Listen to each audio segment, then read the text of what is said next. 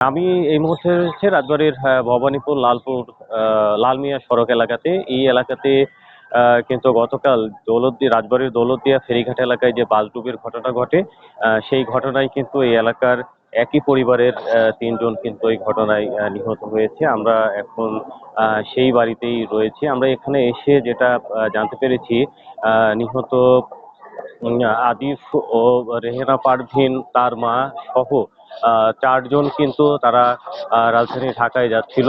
আহ, বিকেল 5টার দিকে কিন্তু দৌলতদিয়া ফেরিঘাট এলাকায় পৌঁছালে বাসটি নিয়ন্ত্রণ হারিয়ে নদীতে ডুবে যায়। আহ, পরিবারের চারজন সদস্য তারা সাথে ছিলেন। একজন সদস্য কিন্তু বের হয়ে যেতে পারলেও বাকি যে তিনজন সদস্য, সেই তিনজন সদস্য কিন্তু বের হতে পারেননি।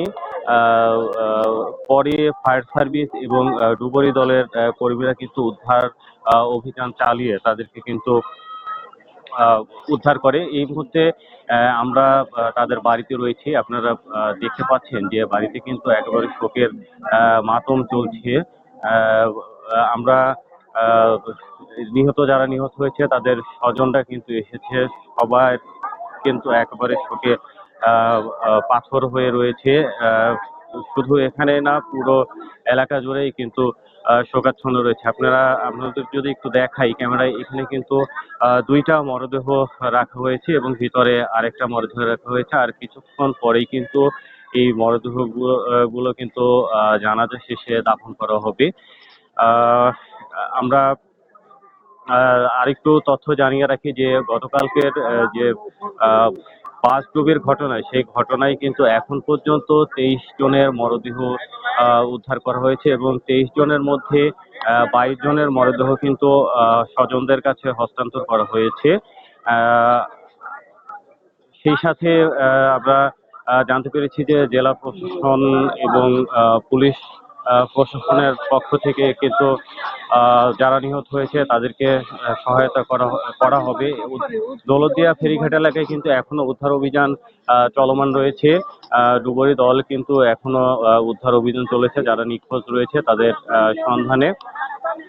এর পাশাপাশি আরেকটা বিষয় বলে রাখি যে আহ, যারা নিহত হয়েছে এই বাসডুবির ঘটনায় অধিকাংশই কিন্তু এই রাজবাড়ী জেলার বাসিন্দা। বিভিন্ন উপজেলাতে রয়েছে, রাজবাড়ী সদরে রয়েছে, কালুখালীতে রয়েছে, বালিয়াকান্দি উপজেলাতে রয়েছে। প্রত্যেকটা পরিবারেই কিন্তু এই মুহূর্তে শোকের মাতম চলছে। আমরা এখানে এসে যেটা জানতে পেরেছি, যারা নিহত হয়েছে, আদিফ সে জাহাঙ্গীরনগর বিশ্ববিদ্যালয়ে অনার্স অর্থনীতিতে মাস্টার্স করছিল। সে আহ, এলাকাতে ডিবেট অ্যাসোসিয়েশনের সঙ্গে জড়িত ছিল, সেই সাথে বিভিন্ন সামাজিক কর্মকাণ্ডের সঙ্গেও জড়িত ছিল। সে, তার মা, তার ভাগ্নি এবং তার বোনকে নিয়ে তারা কিন্তু গতকাল রাজধানী ঢাকায় যাচ্ছিল।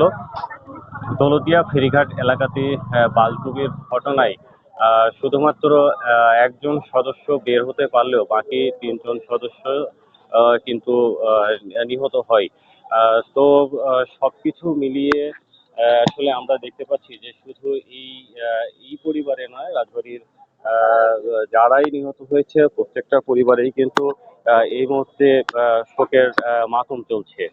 তো এই ছিল আমার কাছে নিহতর পরিবার থেকে সবশেষ খবর।